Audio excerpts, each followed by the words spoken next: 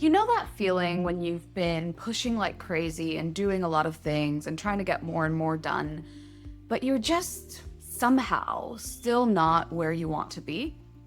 I've been there. And I used to think that the solution was to find get more things done off my to-do list, find more clients, get more followers on my social media, or find a way to earn more money, more. And come to find out that I was wrong all along, because the magic word isn't more, it's closer. If we haven't met yet, my name is Isabel, and on this channel we talk all about embracing your weird in order to build a better brand, business, and life. So let's go. There's this concept from Dan Nicholson's book, Rigging the Game, called closer over more.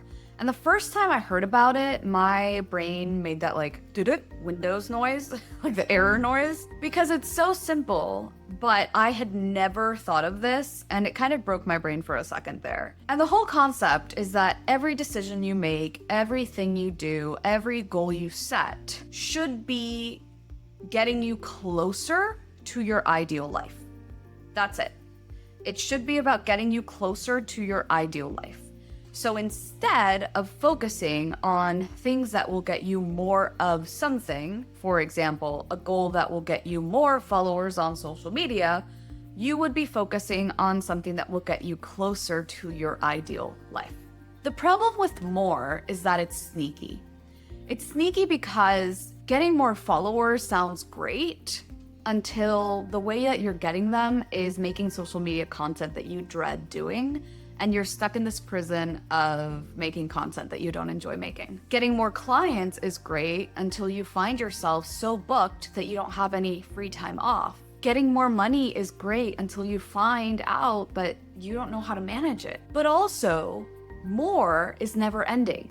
You can get more money today than you've ever gotten before and still want more, because there's always more to want. I know I fell into this trap when I started growing my business originally, because I also had shiny object syndrome, where I was like, oh, look at that thing. If I do that, I'm sure I'll grow my business more. If I go do that, I'm sure I'll get more clients. If I do this other thing, I'm sure I'll make more money in my business. And I said yes to everything that looked like growth. But the thing is that growth in the wrong direction, is that really growth? Or is that just stress with better branding? You know what I mean? Yeah, I could be a 5-figure earning doctor, for example. But if I don't want to be a doctor, is that really better than being a 3-figure earning artist, which is what I want to be? Do you know what I'm saying? If the growth is in a direction that doesn't get you closer to your ideal life, is that really growth? Here's what closer looks like. Imagine your ideal life is this little point on a map, and you're over here. Closer is anything that brings you closer to that point. Taking that job you hate that takes up a lot more hours than you want to work, that's a step backward. Taking a job that you don't like, but is gonna maybe possibly bring you the income that you need to get closer to your ideal life, well, that's not a step closer necessarily, but it might be a step sideways. Everything that we do should be trying to bring us closer, a little bit closer to that ideal life. When you start filtering your decisions through the word closer, then it gets real clear real fast which ones are worth your time, which opportunities are worth your time, which shiny objects are worth your time, which people are worth your time. I got invited to collaborate on a project last year, for example, and the project sounded amazing. Honestly, it was really cool. I can't talk about it, but it was really cool. But it wasn't for me. It didn't bring me closer to my ideal life for a myriad of reasons. So I said no. And I hope that project gets the success it deserves, because it is an amazing project. But it wasn't a project that was bringing me closer to my ideal life. And so I have no regrets about saying no, because it wasn't for me. That was a moment where I chose closer over more, and I haven't regretted it a single minute. I'm sure y'all are wondering, how do you actually make this shift? Well, the first thing is actually identifying what you want in your ideal life, right? And sometimes when I say the word ideal life, it feels overwhelming. It feels heavy. It feels like I don't know all the things I want. So the exercise I like to start with is always the exercise of the ideal day. I've mentioned this before in a video, and I'm going to talk about it probably multiple times today and in the future. But the ideal exercise is one of the most important ones you can do to know what you want. But there's an important thing about this exercise, and it's that you're not trying to get a perfect day in your future life. Okay, so for example, a perfect day in my future life would be to spend the entire day at Disney, riding rides and eating lots of junk food and trading Mickey pins and Disney pins. But that's not what I want to do every single day for the rest of my life in my ideal life. At some point, I would be like, okay, yeah, but now I want to go to the beach. Or, okay, yeah, that's nice and all, but I miss my dogs. You know what I mean? So the thing is not to pick a random perfect day in your ideal life. It's to pick an average day in your ideal life. What is the average day that if you lived that way for the rest of your life, you'd be like, yeah, I lived a pretty good life? What does that include, right? Are you waking up really early? Are you waking up really late? Are you sleeping in?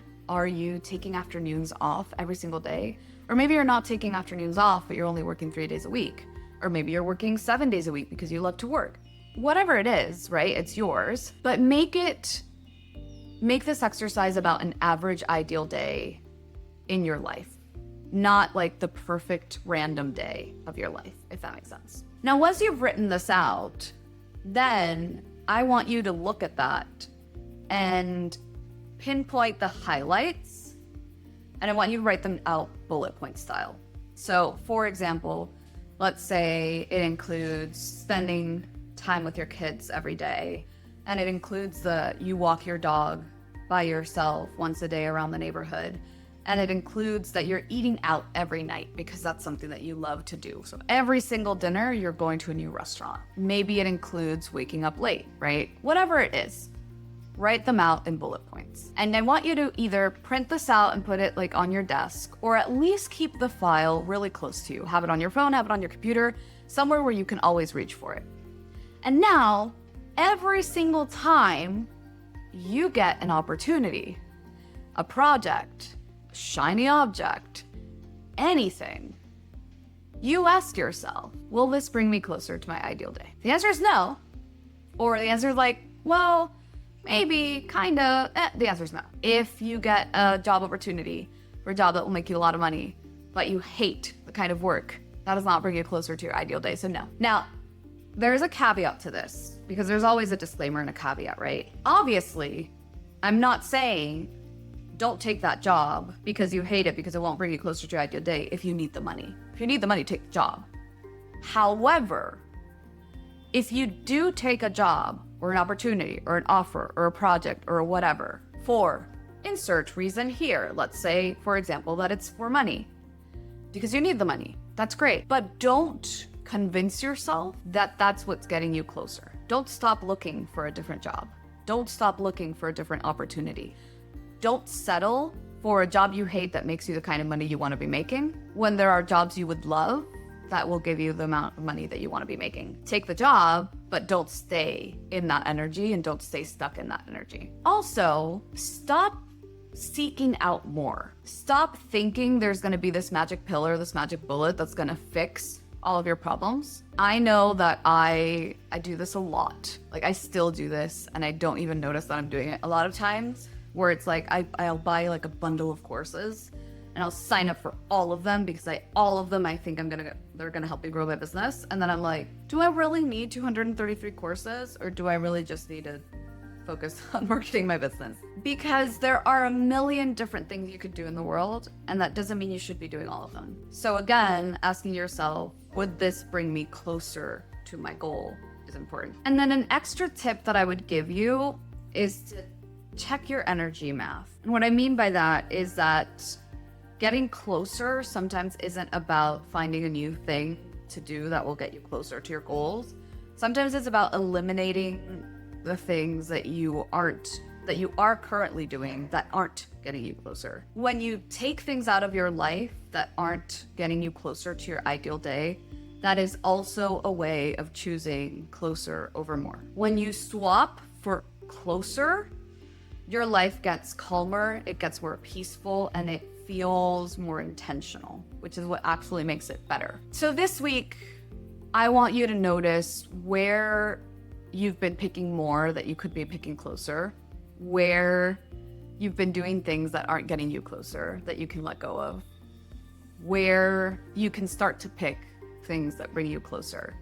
Because more is just noise, and closer comes from clarity. If you enjoyed this video, I'd love to know in the comments what's one thing you can do to get you closer to your ideal life this week.